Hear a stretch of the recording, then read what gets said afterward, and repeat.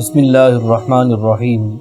معزز ناظرین، 70,000 مردے کیسے زندہ ہوئے اور یہ کون لوگ ہیں، کس نبی کے امتی ہیں؟ یہ حضرت حزقیل کی قوم کا ایک بڑا ہی عجیب، عبرت خیز اور انتہائی نصیحت آمیز واقعہ ہے، جس کو رب تعالی نے قرآن مجید کی سورہ بقرہ کے اندر بھی بیان فرمایا ہے۔ حضرت حزقیل کون تھے؟ یہ حضرت موسیٰ کے تیسرے خلیفہ ہیں جو منصب نبوت سے سرفراز ہوئے۔ حضرت موسیٰ کی وفات کے بعد آپ کے خلیفہ اول حضرت یوشع بن نون ہوئے، جن کو اللہ تعالیٰ نے نبوت عطا فرمائی۔ ان کے بعد حضرت کالب بن یوحنا حضرت موسیٰ کے دوسرے جانشین مقرر ہوئے اور آپ کو بھی نبوت کا مرتبہ اور مقام ملا۔ پھر ان کے بعد حضرت حزقیل حضرت موسیٰ کے تیسرے جانشین اور نبی مقرر ہوئے۔ حضرت حزقیل کا لقب ابن العجوز ہے، بڑھیا کے بیٹے، اور آپ کا ایک لقب اور بھی ہے اور وہ ذوالکفل بھی کہلاتے ہیں۔ ابن العجوز کہلانے کی وجہ یہ ہے کہ یہ اس وقت پیدا ہوئے تھے کہ ان کی والدہ ماجدہ بہت بوڑھی ہو چکی تھی، اور آپ کا لقب ذوالکفل اس لیے ہوا، آپ نے اپنی کفالت میں لے کر 70 انبیاء کو قتل سے بچا لیا تھا، جن کے قتل پر یہودی قوم آمادہ ہو گئی تھی۔ پھر یہ خود بھی خدا کے فضل و کرم سے یہودیوں کی تلوار سے بچ گئے اور برسوں زندہ رہ کر اپنی قوم کو ہدایت فرماتے رہے۔ مردوں کے زندہ ہونے کا واقعہ یہ ہے کہ بنی اسرائیل کی ایک جماعت حضرت حزقیل کے شہر میں رہتی تھی۔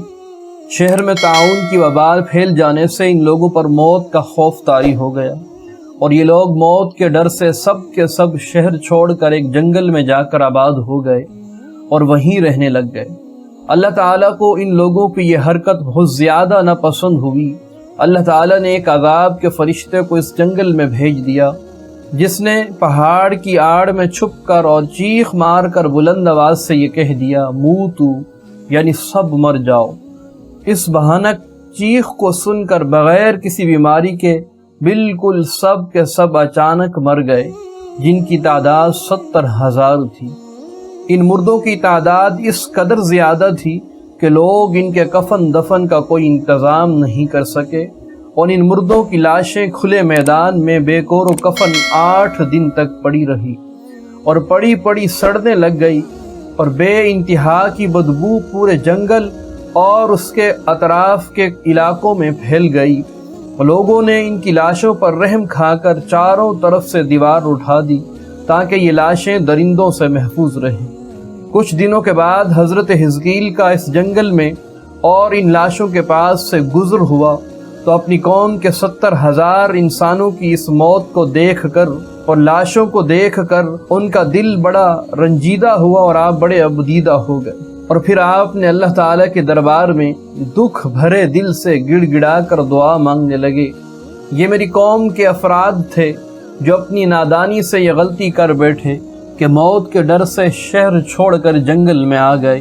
یہ سب میرے شہر کے باشندے ہیں، ان لوگوں نے مجھ سے بڑی محبت کی، یہ لوگ میرے دکھ سکھ میں شریک تھے۔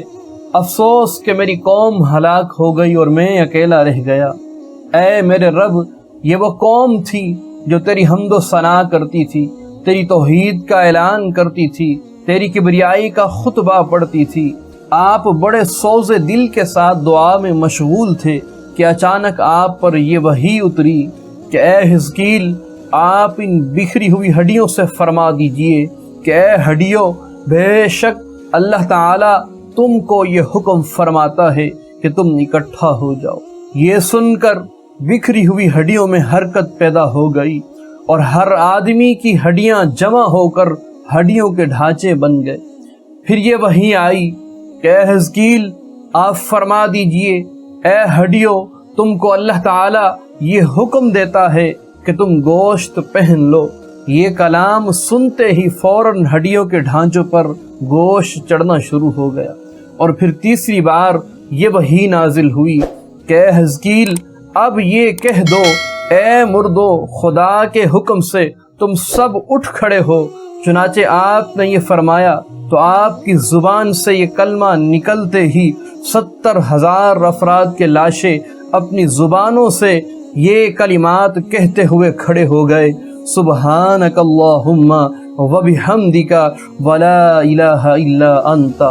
फिर ये सब लोग जंगल से रवाना होकर अपने शहर में आकर दोबारा आबाद हो गए और अपनी उम्रों की मुद्दत भर जिंदा रहे।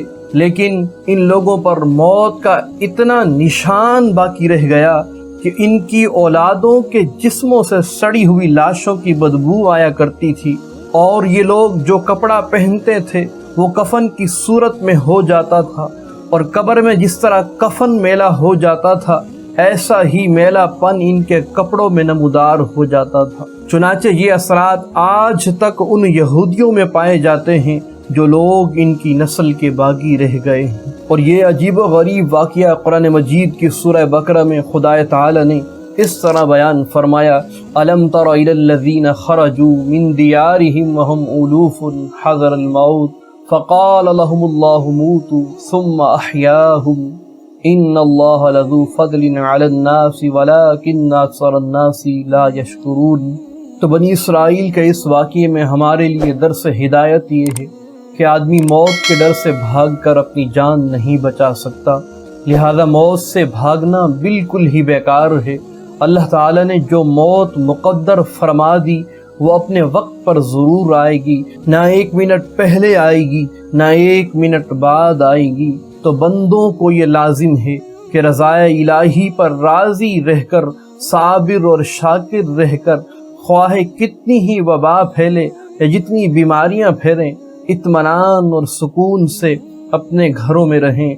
जो रब ताला ने जिस वक्त जिस टाइम में इंसान की मौत मुकर्रर की है तो उसी वक्त ही उसको आकर रहे।